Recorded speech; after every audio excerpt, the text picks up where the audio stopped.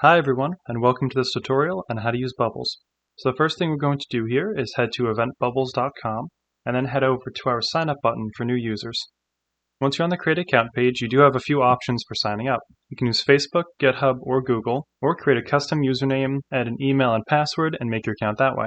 For existing users, you can click the login button and use the same features, Facebook, GitHub, or Google, to sign in. After you create your account, you'll be redirected to the Bubbles dashboard. This is where you can manage all of your bubble boards and even join other people's.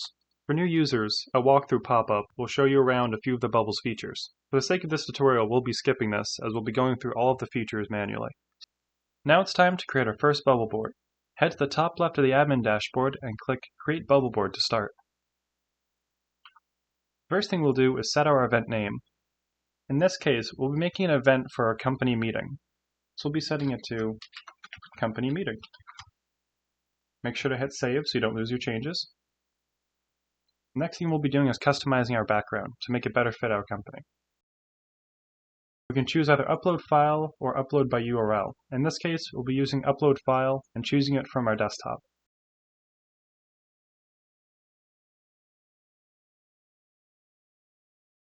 Now that we have our name and background set up, let's start creating some bubbles. Head over to the top left and click Create Bubble. Since this is a company meeting, we'll be adding in a few different names for our bubbles.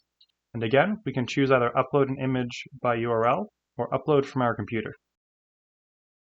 Then hit Create Bubble, and there we go. We have our first bubble. Now we'll be creating two more bubbles for two other parts of our company. Every time you create a bubble, they'll be randomly placed within your viewport, and you can move them around as you need to. Now, let's explore some of the advanced features for bubbles. If you right-click on any bubble, you can see the Advanced Features menu pop up, the first of which being Set the Time to be back. This lets people know if a bubble is currently inactive and when they can rejoin it. If we click on this, we can set our time to be back in minutes. Now, we can go to the top right and click Save to save our changes. Now if we get our share link and open this up in a new tab in our browser, we can view our event as a participant and see how these features work. Looking back at our designer's bubble, we can see it now says back in 20 minutes. And if I try to join, it lets me know that the host will be back in 20 minutes and I can't currently join. Another feature we have is Set One-on-One. This will set the meeting to private and only allow 2 people to join at a time, one of which being the meeting host. If we save our changes and head back to our Join tab, we can now see it says Private Meeting in our bubble. This feature only works if there's a meeting host waiting to let us in. Otherwise, we're unable to join. Our next feature is Change Bubble Image. This lets us change the image we set for our bubble.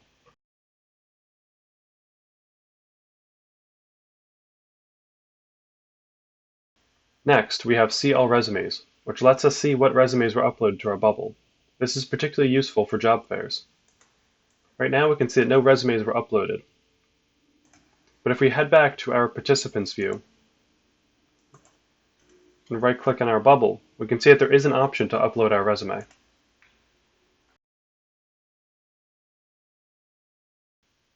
And if we head back to our Creator view, we can check again and see that myresume.pdf has been uploaded. We can either choose to click on this icon and download the singular resume, or, if we had more, we can choose to download everything at once. Next, we have the Delete Bubble feature. This lets you delete any individual bubble. Lastly, we have Share Direct Link to Meeting. If you click this, it will copy a link to your clipboard and allow you to send it to people so that they can join a specific bubble.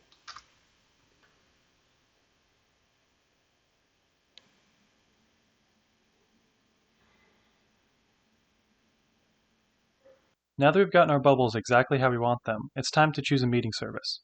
If you double-click on any bubble, for example, Developers, you can see that you have multiple options when choosing a video service for your bubble. You have Jitsi Meet, Zoom, Zipcall, and Daily, though we recommend that you use Jitsi Meet. Once you've chosen a video service for your bubble, you can see a chat on the right side and your video feed on the left. You can chat between different bubbles by clicking on the icons in your chat window. In this case, we can switch between business, designers, and developers.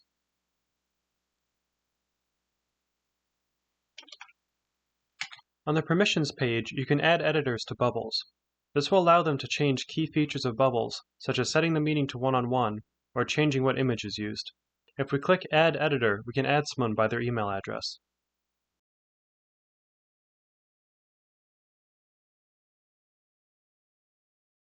Now we'll go to the top of the page and copy our link. For this example, we'll be signing out of our own account and testing the link on a different one.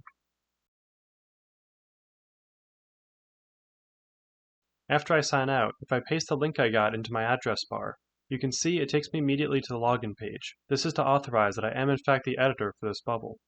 Once we've signed in and authorized our account, we're able to edit our designer's bubble. We can set a new image, set one-on-ones, or use any of the other features available.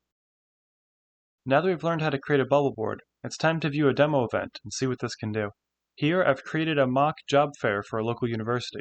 You can see we have a variety of companies, all of which people can interview with and upload their resumes to. Different bubbles have different settings, such as the time that the interviewers will be back and whether or not it's set to a private or one-on-one meeting. Let's say I want to interview with T-Mobile. I can right-click on the bubble and upload my resume so that they can see it before they interview with me. This way they have a good understanding of what kind of applicant I am before I even talk with them. For the private or one-on-one meetings, there needs to be a host available in order for the meeting to start. Since it's only me, I'm not able to join any of these private meetings. But if a meeting is open, such as Liberty Mutual, I can double-click on it and start up my interview. And that concludes our product walkthrough. Thanks for watching, and we hope you enjoy using Bubble Meets.